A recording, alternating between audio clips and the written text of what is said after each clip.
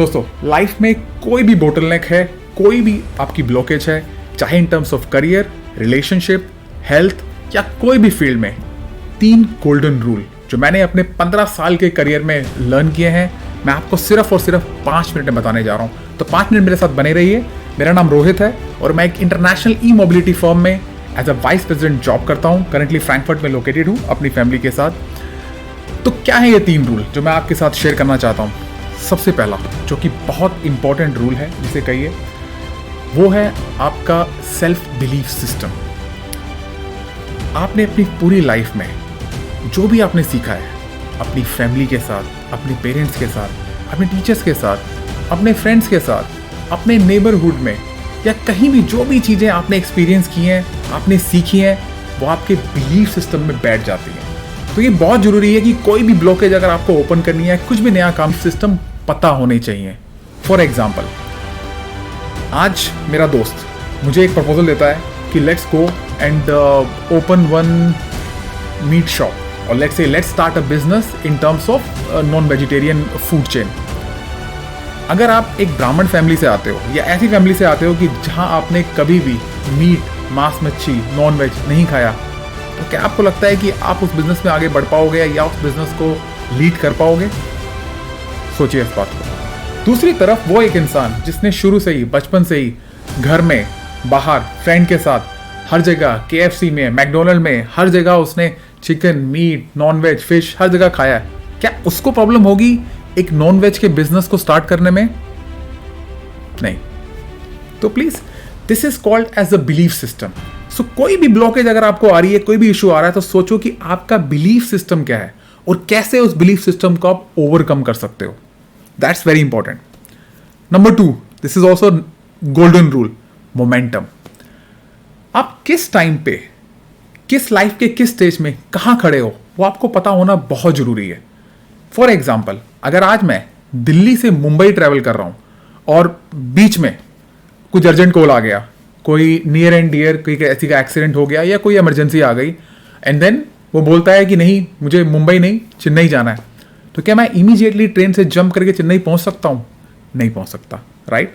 आपके लिए उसको बीच में कहीं कोई भी सेशन आएगा, उस पर वेट करना पड़ेगा, अगले ट्रेन की वेट करनी पड़ेगी, या ट्रेन लेके जाओगे या बस लेके जाओगे या प्लेन लेके जाओगे, इट्स योर विश, बट आपको पहले अगले सेशन की वेट करनी पड़ेगी, दूसरा ट्रांसपोर्ट ऑफ मीडियम ढूंढना पड़ेगा, एंड अकॉर्डिंगली उस ट्रांसपोर्ट ऑफ मोड से आप अगले सेशन की तरफ जा सकते हो, चेन्नई जा सकते हो, बट आप ट्रेन से सीधा जंप करके दूसरी जगह नहीं पहुंच सकते।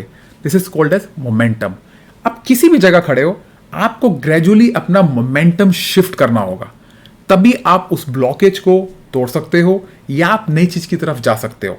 Suddenly moving from point number 1 to 2 to 3 to 4, it will not work. So momentum याद रखो हमेशा लाइफ में। तीसरी, जो कि सबसे जरूरी चीज है, वो है आपका थॉट प्रोसेस।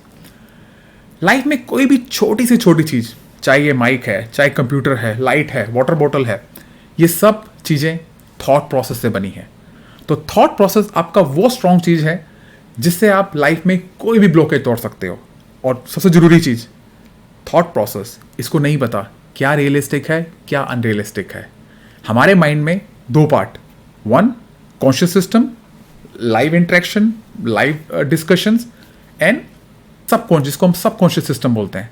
सबकॉन्शियस सिस्टम वो है जो एक मेमोरी है जिसमें आप अपने स्किल्स, अपने एक्सपीरियंसेस, अपनी मेमोरी सब स्टोर करते हैं, और टाइम आने पे आप कभी भी उसको कमांड देते हो, it will activate. For example, अगर आप गाड़ी चला रहे हो और आप 5 साल से गाड़ी चला रहे हो, आपको ये ध्यान नहीं रखना पड़ेगा कि मेरे को गियर कैसे डालना है या क्लच कैसे डालना है या स्टीयरिंग कैसे दबा, वो आपके back of the mind which is called subconscious mind में ऑलरेडी फीड है, आपको सिर्फ उसको कमांड देनी है। तो सेम वे, कोई भी ब्लॉकेज अगर आता है, कोई भी अगर नया काम शुरू करना है, आपको अपने सबकॉन्शियस माइंड को कंट्रोल करना होगा और उसको कमांड देनी पड़ेगी, and that's it, and the mind will find out the ways. मैं आपको अनदर एग्जांपल देता हूं। अगर कोई भी स्टूडेंट 9th या 10th में है, अगर वो डिसाइड करता है कि मुझे मैकेनिकल एंड ऑटोमेशन इंजीनियरिंग ही करनी है, तो उसका माइंड उसको गाइड करेगा कि 11th 12th में as per Indian education system उसको आर्ट्स नहीं लेनी, उसको कॉमर्स नहीं लेनी, उसको मेडिकल नहीं लेना, उसको नॉन मेडिकल सिस्टम में ही घुसना है। 11th 12th करने के बाद जब वो इंजीनियरिंग में एंटर करेगा, उसको कंप्यूटर साइंस नहीं लेना, इलेक्ट्रॉनिक्स नहीं लेना, वो मैकेनिकल एंड ऑटोमेशन इंजीनियरिंग में ही घुसेगा. तो that's the power of your subconscious mind which will guide you to move from this A to B to get you your progress as well as your success. So, and this example which I told you is my own example. I did my mechanical and automation engineering in 2003 to 7, and उस time पे computer science, electronic ये field थी जो बहुत ज़्यादा predominant थी. But मैंने फिर भी मैकेनिकल एंड ऑटोमेशन की इंजीनियरिंग की, and without comparing with anybody today I consider myself as a successful person. So 3 चीज़ें टू कंक्लूड. सबसे पहली चीज़ और बहुत इंपॉर्टेंट चीज़ है आपका बिलीफ सिस्टम. दूसरी चीज़ जो मैंने आपको बताई, आपका माइंडसेट, आपका कॉन्शियस, आपका सबकॉन्शियस माइंड. और तीसरा most important, momentum. Thank you so much.